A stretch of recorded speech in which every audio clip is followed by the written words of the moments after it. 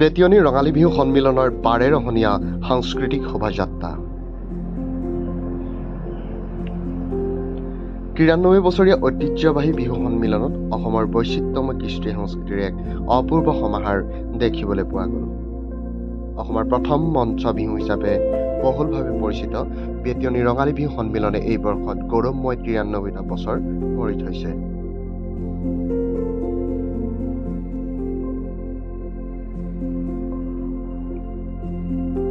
সুদীৰ্ঘ ৯ দশকৰো অধিক সময় ধৰি অসমৰ সাংস্কৃতিক জগতত এক বিশেষ স্থান অধিকাৰ কৰি অহা এই সন্মিলনে এইবাৰো ৩-দিনীয়া বৰ্ণাঢ্য কাৰ্যসূচীৰে হৃদয় জয় কৰিবলৈ সক্ষম হৈছে।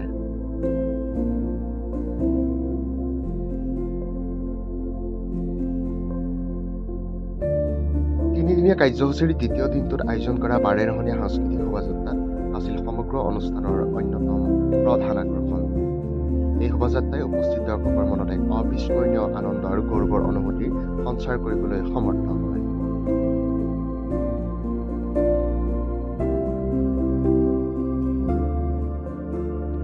জিলাখনৰ বিভিন্ন প্ৰান্তৰ পৰা অহা শিল্পী, কলা-কুশলী তথা সাংস্কৃতিক দলসমূহে এই শোভাযাত্ৰাত স্বতঃস্ফূৰ্তভাৱে অংশগ্ৰহণ কৰি ইয়াক এক অনন্য মাত্ৰা প্ৰদান কৰে।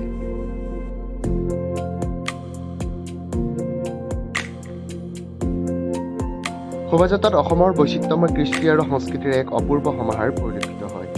অসমীয়া সাজ-পোছাক পৰিধান কৰি বিহু নৃত্য গীতৰ তালে তালে আগবাঢ়ি যোৱা শিল্পীসকলে দৰ্শকৰ মনত এক আনন্দৰ জোৱাৰ তোলে। ঢোল, পেঁপা, গগনাৰ তাল আদি পৰম্পৰাগত বাদ্যযন্ত্ৰৰ মনোমুগ্ধকৰ সুৰে পৰিৱেশ মুখৰিত কৰি তোলে।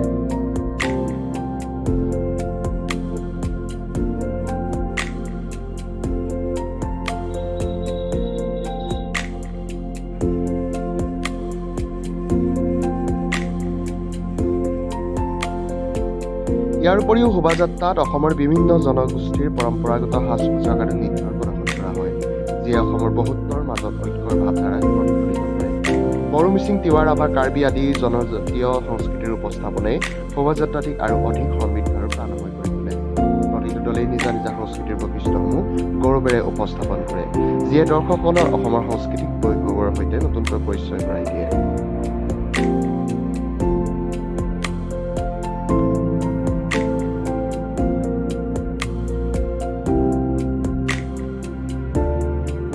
শোভাযাত্ৰাটি আগবাঢ়ি যোৱা পথৰ দুই কাষে থিয় হৈ থকা লোকসকলে অতি উৎসাহেৰে শোভাযাত্ৰাটি উপভোগ কৰে। বিশেষকৈ কম বয়সীয়া প্ৰজন্মৰ মাজত এই সাংস্কৃতিক প্ৰদৰ্শনে ব্যাপক সঁহাৰি লাভ কৰে, যিটো ভৱিষ্যতৰ বাবে এক আশাব্যঞ্জক লক্ষণ। ঐতিহ্যমণ্ডিত এই বেতিয়নী ৰঙালী বিহু সন্মিলনৰ আয়োজক সমিতিৰ এজন বিষয়ববীয়াই উল্লেখ কৰে যে ৯৩ বছৰৰ সুদীৰ্ঘ যাত্ৰাত বেতিয়নী ৰঙালী বিহু সন্মিলনে সকলো প্ৰতিকূলতাৰ মাজতো অসমীয়া সংস্কৃতিৰ ঐতিহ্য জীয়াই ৰাখিছে। এই শোভাযাত্ৰাই কেৱল বিনোদনৰ মাধ্যম নহয়, ই হৈছে আমাৰ শিপা আৰু পৰিচয় সজীৱ কৰি ৰখাৰ এক সংকল্পৰ প্ৰকাশ। সামগ্ৰিকভাৱে ক'বলৈ গ'লে বেতিয়নী ৰঙালী বিহু সন্মিলনৰ এইবাৰ সাংস্কৃতিক শোভাযাত্ৰাই প্ৰমাণ কৰিলে যে অসমীয়া সংস্কৃতিৰ শিপা এতিয়া সমানে গভীৰ আৰু প্ৰাণৱন্ত। নতুন প্ৰজন্মৰ উৎসাহী অংশগ্ৰহণে এই ঐতিহ্যবাহী উৎসৱৰ ভৱিষ্যতক আৰু অধিক উজ্জ্বল কৰি তুলিছে। অসমৰ প্ৰথম মঞ্চ বিহু হিচাপে পৰিচিত সদৌ বেতিয়নী ৰঙালী বিহু সন্মিলনৰ আজি দ্বিতীয় দিন। এই দ্বিতীয় দিনৰ আমাৰ আজিৰ কাৰ্যসূচী বৰ্ণাঢ্য সাংস্কৃতিক শোভাযাত্ৰা। এই শোভাযাত্ৰা আমি বিভিন্ন জাতি জনগোষ্ঠী একত্ৰিত হৈ আমি এই শোভাযাত্ৰা প্ৰতি বছৰে উলহ মালহেৰে পালন কৰি আহিছোঁ। আজিও ঠিক সেইধৰণেই আজি হাজাৰ হাজাৰ মানুহ লগত লৈ আমি আমাৰ এই একতা এনাজৰীডাল বান্ধোন এটা এক কৰি ৰাখিবৰ কাৰণে আজিও আমি সেই শোভাযাত্ৰা অনুষ্ঠিত কৰিছোঁ আৰু সেই শোভাযাত্ৰা আগলৈ উলিয়াই আজি হাজাৰ হাজাৰ মানুহ আমাৰ ইয়াত অংশগ্ৰহণ কৰি আমি আমাৰ বিহুৰ পৰা কৃষ্টি সংস্কৃতি আমাৰ প্ৰত্যেক বছৰি আমাৰ সেই কৃষ্টি আমি অটুট ৰাখোঁ আৰু উপস্থাপন কৰি যাওঁ।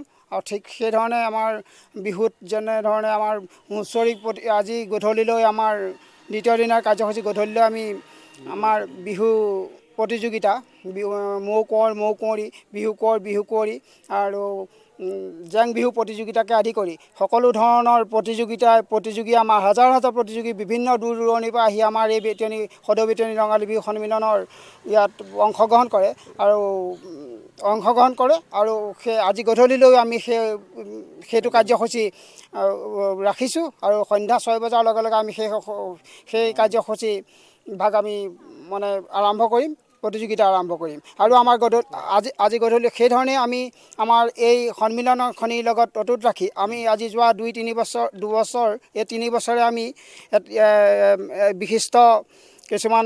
বিশিষ্ট ব্যক্তিক আমি সম্বৰ্ধনা জনোৱা হয় আৰু এই আইদেউ সন্দিকৈ এটা বঁটা প্ৰদান কৰা হয়। আজি গধূলিলৈ আমি সেই আইদেউ সন্দিকৈ বঁটা প্ৰদান কৰিম। আইদেউ সন্দিকৈ বঁটা প্ৰদান কৰিম আমি লোক সংস্কৃতিৰ জড়িত এজন সংস্কৃতি সাধক পুৰোধা ব্যক্তি শ্ৰীযুত পবিত্ৰ প্ৰাণ বৰাদেৱক আজি গধূলিলৈ আমি সেই বঁটা